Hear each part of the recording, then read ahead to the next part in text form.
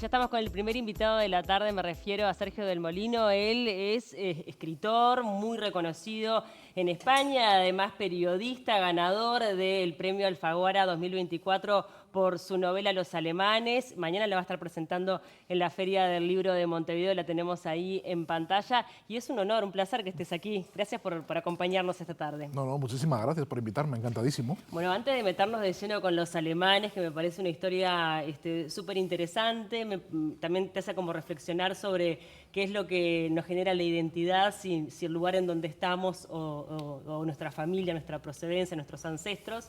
Hablar un poco de ti, de cómo es que ha nacido esta inquietud por las letras, que por lo que tengo entendido desde temprana edad, bueno, fuiste muy hábil, primero como lector, que todos los grandes escritores son buenos lectores, pero muy hábil también con el lápiz. Bueno, no he hecho otra cosa en toda Toda mi la vida. vida. No he tenido caminos alternativos. Me he dedicado a escribir desde siempre y bueno, pues he tenido la suerte de poder encontrar a mi público, ¿no? Pero no he hecho otra cosa. De hecho, Sí, yo me dediqué al periodismo por escribir, claro. básicamente, porque creía que era una forma, creía erróneamente que era una forma muy perezosa y fácil de ganarse la vida escribiendo, y me equivoqué rotundamente, evidentemente, Sí, claro, totalmente. genera obviamente que mucho trabajo. Y bueno, y sé que arrancaste obviamente con Verne, que creo que muchos hemos leído desde temprana edad a Verne, pero pasaste enseguida a una lectura que de repente no era propia de tu edad, ¿verdad?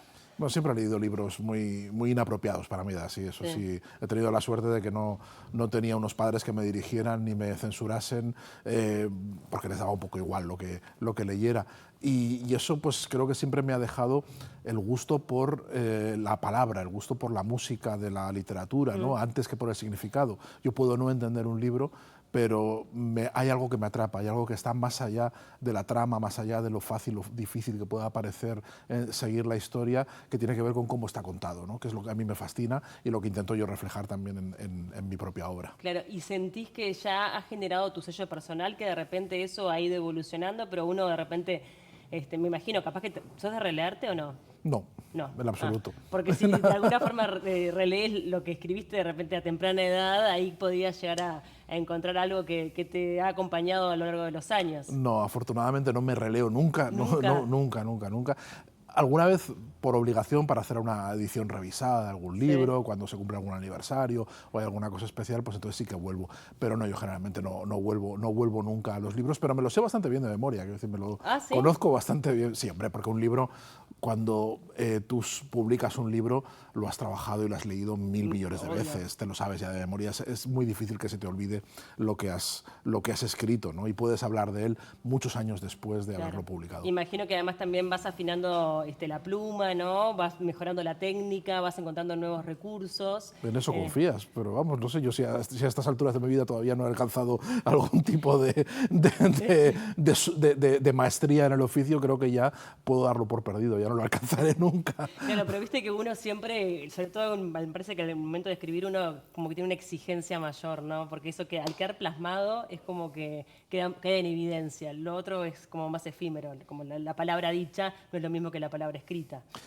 No sé Bueno, qué pero yo pensás creo al mucho en la respecto. imperfección, ¿no? A mí me parece que la literatura es una obra en marcha. Tú vas Sí, y unos libros van hablando con otros y se van relacionando, aunque tú puedas leer Los Alemanes y no leer nada más aparte de todo lo que yo he escrito, sí. pero quienes me siguen, quienes llevan mucho tiempo leyéndome, ven que hay una relación orgánica entre los libros y que en el fondo todo es un libro enorme, ¿no? Todo es un libro que se va haciendo y no esperas alcanzar la perfección en cada libro, sino esperas que ese libro se incorpore a algo que está en marcha, Claro. ¿no? Y que O vas sea, que tu trabajando. obra es la totalidad, es el todo. Sí, yo creo que eso nos pasa más o menos a todos los escritores. Voy a hablar ya en genérico para Sí, todos los sí, sí, escritores. sí. En mi caso, desde luego, lo es, pero yo creo que sí, que no puedes esperar. Hay un momento en el que el libro hay que entregarlo y hay que abandonarlo, hay que saber abandonar el libro y poder seguir el camino, porque si no es que nunca jamás cerraríamos los libros. Sí, obviamente que hay libros a lo largo de tu carrera que han sido determinantes. Uno de ellos está vinculado con el fallecimiento de tu hijo. Y te escuché decir en una entrevista que vos lo escribiste en caliente, lo escribiste apenas él falleció. ¿Fue como una manera de poder expresar tu dolor a través de la escritura? No, en mi caso fue una manera de vivirlo, de poder vivirlo. Yo creo que vivimos en un mundo que soporta muy poco la expresión del dolor de los demás y del duelo, ¿no? Y que tiene una relación con la muerte muy complicada. Y yo sentía cuando murió mi hijo que la sociedad tiraba de mí, que había como un empeño en que yo volviera enseguida, lo antes posible, a cierta normalidad, fuera lo que fuera eso, ¿no? Y yo me resistía mucho. Y encontré en la escritura una forma de refugiarme, una forma de poder vivir mi duelo a mi manera, ¿no? De poder recrearme en el duelo, no de superarlo, ni de encontrar terapia, ni comunicar trucos y secretos para poder pasar el duelo, sino de poder vivirlo a mi manera, encerrado en mí mismo y con la mejor herramienta que se me ocurre, que es la literatura, que para mí es algo vital, algo que es natural, algo en fin, que lo llevo como cualquier otra, como respirar, como conversar, como la vida cotidiana, ¿no? Sí. Para mí escribir es un gesto muy natural. Entonces me encerré para poder vivir ese duelo que yo sentía que la sociedad no me dejaba vivir. Sí, a veces pasa, ¿no? De que uno, me imagino, ¿no? Cuando tiene a un ser querido que atraviesa un duelo, el querer, ¿no? Ayudar de determinada manera, y eso puede generar también mucha rabia y frustración porque él lo está atravesando, ¿no? Déjenme en Sí, paz un poco. cada uno lo vivimos ¿No? a nuestra Claro. manera, pero sí, a mí desde luego me molestaba mucho. Claro, Sí. y de todas maneras es algo muy íntimo tuyo, pero que a su vez es público. ¿Cómo vivís esa dualidad, no? Porque es de lo más profundo, ¿no? De tus entrañas. Con mucha naturalidad, porque vamos, es público lo que estamos haciendo aquí, es pública esta entrevista, es público en los medios de comunicación, pero la literatura, hablar de literatura es público, pero la literatura no es pública. La literatura es un gesto íntimo entre alguien que escribe en su casa, en la intimidad, y alguien que casi siempre lo lee en la intimidad.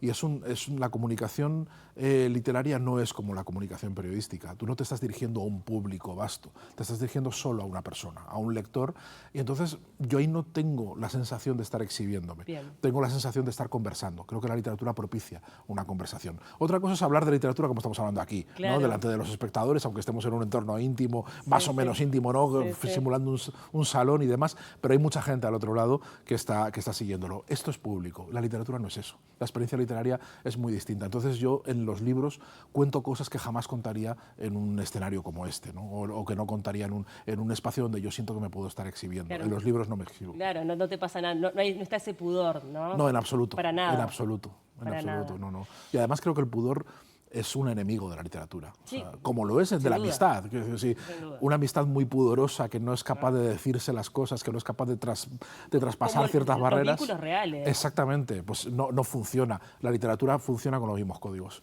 Bien, ¿y eso lo fuiste descubriendo a lo largo de los años o eso es algo que también naturalmente se te dio de escribir sin tapujos? No, eso va surgiendo de manera, yo creo que muy natural, ¿no? Asumiendo quién eres y asumiendo lo que haces y asumiendo el tipo de literatura que tú haces, que tiene mucho que ver con el tipo de persona que tú eres. Bien, ¿y cómo te llevas con la exposición ahora sí, ¿no? Con el hecho de ser una persona pública, de tener una vida pública y de que tu obra sea cuestionada, ¿no? Que genere bandos, han pasado cosas súper fuertes, como bueno, con un ensayo tuyo vinculado con España, la España rural y la despoblación que vivió entre el 50 y el 70, por lo que tengo entendido, y ha generado muchísimo a nivel de tu país. ¿Cómo vivís eso? Porque tenés gente que obviamente de repente coincide más con tu manera de pensar o con tu manera de sentir, y otra que está en las antípodas y que se toma todo muy mal lo que presentás. Bueno, yo creo que cuando un argumento literario, algo trasciende la literatura y llega al debate público, pues se somete a los mismos códigos que cualquier debate público. Entonces genera enfrentamientos y genera adhesiones exactamente igual que cualquier otra cosa. A mí me sorprendía mucho al principio porque creo que la literatura tiene un recorrido muy corto. No creía que la literatura fuera capaz de incidir en el debate público como incidía, pero en el momento en el que me acostumbré asumí que eso era natural y que pasaba y que no podía yo hacer nada por cambiarlo, ¿no? Y que habría gente que se opondría sistemáticamente a cosas porque yo las decía y al revés también, ¿no? Iba a tener unos bandos, no podía intervenir en eso. Yo lo que hago es seguir participando en el debate, seguir siendo todo lo libre que puedo y defendiendo mi libertad de criterio en todo lo que puedo. Y eso es a lo mejor lo más difícil, ¿no? Porque en un mundo polarizado como en el que vivimos, lo más cómodo sería alinearse con alguna de las opiniones dominantes, alguna de los corrientes dominantes, y ser parte de esa guerra de trincheras. Yo que me he renunciado a eso, pues lo tengo mucho más difícil. O sea, tengo mucho más difícil que mucha gente entienda lo que quiero decir, que se llegue. Juegas en otro nivel de complejidad y eso pues conlleva unos riesgos, pero tienes que asumirlos con naturalidad. O sea, tampoco es ningún drama, ¿eh? Quiero decir, yo creo que hablabas de La hora violeta, que es el libro que dediqué a la muerte de mi hijo. Yo es que he estado en un sufrimiento verdadero, quiero decir, a mí esto no me supone nada, quiero decir, me parece que forma parte de las reglas del juego, de estar en el debate público y participar en las polémicas. ¿Y cómo decidís bueno, tomar determinados temas, como por ejemplo con España vacía, es de decidir, bueno, tocamos este tema que de repente no está en agenda, y ponerlo en agenda, porque en definitiva lo que pasó fue eso. Sí, lo que pasa es que yo no pretendía ponerlo en la agenda. Para mí era un atractivo que no estuviera en la agenda, ¿no? Para mí era sorprendente que un tema que me parecía a mí importante, crucial, que sin el cual no se podía entender España, no estuviera en los debates sobre España, ¿no? Y que no se plantease como una cuestión marginal o folclórica. Y a mí me parecía central, ¿no? Y lo que hice fue argumentar porque me parecía central en ese libro. Y lo que menos esperaba es que la gente fuera a darme la razón y que ese tema se convirtiera en un aspecto central. Yo no escribo buscando temas que están fuera de la agenda para situarlos dentro de la agenda, aunque haya pasado eso, sino que para mí es un atractivo. Es decir, creo que una de las cosas que a mí me estimulan para escribir y participar en el debate público es señalar aspectos en los que nadie se ha fijado o que son temas que se consideran marginales y hacer pensar, hacer reflexionar, decir, bueno, esto igual es mucho más importante de lo que tú te habías planteado y vamos a echarle otra mirada, vamos a mirarlo desde otro punto de vista. Y eso es lo que intento, con la esperanza mínima de que llegue a un grupo de gente que te acompañe en eso, ¿no? Cuando te desborda, pues te desborda, pero eso va... el que llegue muy lejos en el debate o llegue muy cerca o apenas llegue a nadie, no depende de ti. Claro. Es decir, y no condiciona la elección de los temas. Yo escribo de lo que a mí me importa, de lo que yo percibo y de lo que yo creo que es relevante en el momento, ¿no? Bien, antes de meternos con este último libro, hablar también de la polarización. Tú recién mencionabas eso, ¿no? De que España está polarizada, no sé si lo vivís así. Acá en Uruguay estamos por tener elecciones nacionales. Argentina está muy polarizada. Acá en Uruguay creo que no tanto porque somos más moderados culturalmente, ya somos como más cautelosos. Pero ¿cómo ves este mundo así tan dividido? ¿Qué lectura haces de esta polarización? Cuando en realidad el mundo debería ser bastante más gris en el medio, ¿no? Hombre, si fuera, en épocas de estabilidad es más gris en el medio, ¿no? Pero claro, vivimos un momento de verdadero cambio y de convulsión, ¿no? Y creo que nos estamos asomando en el mundo en general, ¿eh? En todo el mundo nos estamos asomando a unos años oscuros, los años donde la idea de la democracia está cuestionada por mucha parte de la población, por buena parte de la población, y eso ha hecho que la democracia esté en una crisis de legitimidad muy honda que hace que florezcan los extremos y que sea muy difícil mantener una postura vehemente de defensa de la democracia, que quiere decir defensa de todo aquello que no te gusta. Claro. Es decir, la democracia consiste... uno no es demócrata apoyando solo sus posturas, uno es demócrata apoyando la pluralidad de toda una sociedad. Respetando las mayorías. Efectivamente, respetando a las mayorías, pero también las minorías. Es decir, las minorías son importantes en la democracia también, ¿no? Y vivimos unos tiempos en los que mantener esa posición es muy difícil y hay mucha gente que se siente excluida, se siente estafada, se siente fuera del sistema y fuera de la centralidad política, siente que su condición de ciudadanía política está cuestionada o está disminuida, ¿no? Y entonces reaccionan y se echan en brazos de líderes populistas que les prometen unas recetas muy fáciles para situaciones muy, muy, muy complejas. Entonces ahí surge la polarización, ahí surge la división, la guerra de trincheras, muchas veces callejones sin salida en los cuales pues algunos intentamos mantener cierta cabalidad cierta independencia de criterio, que es lo que creemos que podemos aportar al debate público, ¿no? ¿Nos cuesta mucho más que en otras épocas? Sí, nos cuesta mucho más, pero creo que también yo lo veo un imperativo cívico, el poder estar manteniendo tu independencia de criterio por encima de esa polarización absoluta que Claro, existe. no, y además se suma el avance de la inteligencia artificial, el poder de empresas privadas, o sea, ¿no? Hay otros actores que ya están también en juego, ¿no? Que también hay que tenerlos en cuenta y que manejan Sin duda, los hilos del poder. estamos viendo grandísimas empresas globales, mucho más poderosas que estados muy poderosos, que condicionan la política y condicionan la sociedad en muchísimos sitios, sí. Sí. Bueno, este libro nace por una historia que te pega de cerca porque nace en Zaragoza, tú sos de Zaragoza, y ahí es que te comenzás a enterar de esta situación que se vivió con alemanes de Camerún. Sí, bueno, descubrí hace años, le dediqué unas crónicas y le dediqué unos trabajos de investigación.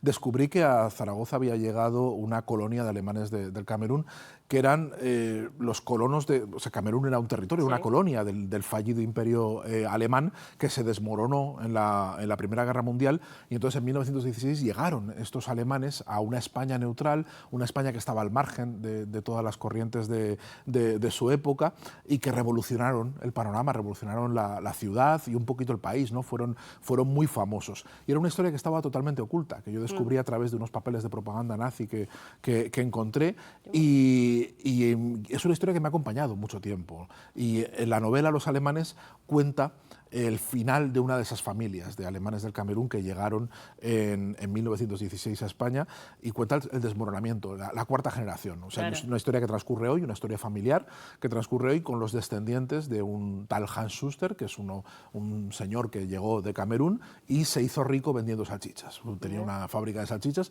que ya no existe cuando empieza la novela, y bueno, y vamos a asistir en unas semanas al desmoronamiento de esa familia que es muy rara, porque se sienten alemanes, pero en realidad son españoles. Porque hasta mantienen el idioma, costumbres, ¿no? Todo, mantienen el idioma, las costumbres, la música, que son muy melómanos, la gastronomía, mantienen un montón de... Una Alemania de ficción que ha persistido durante generaciones en medio de España, ¿no? Y entonces tienen un cacao identitario horroroso, tienen una mezcolanza que al final ha ido poco a poco agrietando su identidad, destruyéndoles y haciéndole pensarse que no saben quiénes son, ¿no? Claro. Y hay un detonante en el libro, un chantaje que sufre una de las protagonistas, que es política, Eva. Hablando de política, estamos hablando de política antes, pues bueno, esa es una política que quiere ser honesta, una política que intenta por todos los medios ser honrada, y no le van a dejar, no le van a dejar ser honrada porque está sometida a un chantaje. Un mafioso amenaza con revelar un secreto de su familia, que es lo que les va a desvelar pues, las conexiones que tenía su familia con el nazismo y con las grandes corrientes de la violencia alemana del siglo XX. Es una novela de ficción independientemente de que está basado en hechos reales, ¿no? Sí, hombre, el trasfondo histórico es real, la historia de los alemanes de Camerún es real, algunos de los nazis que vivieron en España y que encontraron refugio en España, no solo en la Argentina de Perón, que conocemos muy bien la historia de los nazis que llegaron a la Argentina de Perón, entre ellos Eichmann, que fue luego juzgado en Jerusalén, pero también muchos de ellos no dieron el salto y se quedaron en España y tuvieron una vejez estupenda en España y vivieron... ¿Y qué pasó ahí? Nadie se enteró de nada. Nadie se enteró, y nos hemos enterado hace poco, relativamente. Los historiadores están descubriendo, ahora mismo, hace 20 años, están descubriendo toda esa historia, ¿no? Y entonces está esa mezcla de la historia ficticia de la familia, de los afectos, de cómo lo viven ellos, con ese trasfondo histórico, con algunos personajes reales y con algunas historias reales. Bueno, mañana lo presentás en la Feria del Libro de Montevideo. ¿Es la segunda vez que estás en nuestro país, me decías? Es la segunda vez, sí. Ya estuve hace 10 años precisamente con La Hora Violeta, presentando La Hora Violeta, sí. Lo presentamos mañana a las 8 en Intendencia. A las 20 horas. A las 20 horas, a las 20 horas. No, a las 8 sería demasiado, a las 8 de la mañana sería demasiado pronto. A las 20 horas para toda la gente que quiera acercarse, que quiera, bueno, imagino que va a tener la posibilidad de intercambiar contigo, directamente con el autor, que siempre eso es un privilegio. quedan todos más que invitados. Y bueno, y contento de Uruguay. Te preguntaba antes de estar al aire, ¿te gusta Uruguay? ¿Te sentís cómodo? ¿Sí? Comodísimo, Sí. vamos, es un país encantador y una ciudad, solo conozco Montevideo, no conozco, Ah, no tenés que conozco el conocer, resto. Por tenemos eso, lugares espectaculares. lo sé, lo sé, lo Somos, sé. somos pequeños, pero muy lindos, No, ¿no? no, es un país encantador, de verdad, es una maravilla. ¿Y la gastronomía probaste algo o todavía no? Hombre, claro, ya he probado ya la carne, evidentemente, ¿La carne? toda la ¿El carne. chivito? El chivito todavía no, pero sí, lo tengo que probar, sí. Para este viaje tiene que ser el chivito, Sí. que es como el típico. Lo sé, es el bocadillo nacional, Claro, sí, el sí. bocadillo nacional. Y mate, bueno, son muy... El mate yo nunca he conseguido entrar, es el único reducto de la gastronomía del Cono Sur que no he podido entrar con el mate. Pero el dulce de leche sí ya. O sea, el dulce de leche, vamos, y además tengo un hijo que solo toma dulce de leche, o sea, es un vicio. Y lo que pasa es que es un tiene. vicio, totalmente. Es un vicio. Gracias por acompañarnos, un gusto enorme recibirte y quedan todos invitados mañana a partir de las 20 horas en la Feria del Libro de ahí en el atrio de la Intendencia de Montevideo y van a tener la posibilidad de charlar también con él, que además recordar que este libro fue premiado por Alfaguara como Mejor Novela 2024, imagino que también los reconocimientos son una alegría, ¿no? Una alegría enorme porque se dan muy poquitas veces, también, claro. Así que hay que disfrutarlo. Gracias por el tiempo. Gracias.